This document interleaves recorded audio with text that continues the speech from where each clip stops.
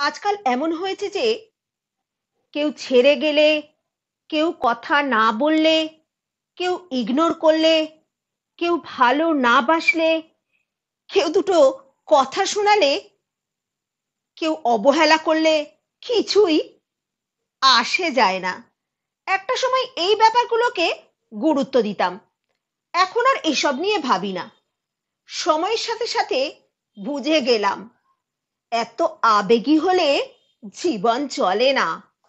বড় হতে গেলে ম্যাচিওর হতে হয়। 2 টাকার জীবন 2 পয়সা করে খরচ হবেই। যার থেকে খারাপ কিছু পাই তাকে খরচের খাতাতেই রেখে দিই, তাকে নিয়ে লাভ লোকসানের হিসেবটুকুও করি না। তাতে সময় নষ্ট হয়।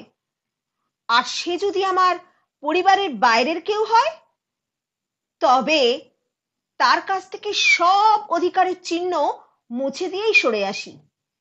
সে আমার কেউ নয়। তার দেওয়া দুঃখ, আঘাত, অবহেলায় আমার কিছুই যায় আসে না। এই বাস্তব কথাগুলি লিখেছেন লেখক সরজিৎ ঘোষ। আমি পাঠ করলাম সুচন্দ্রা বসাক মণ্ডল। ধন্যবাদ।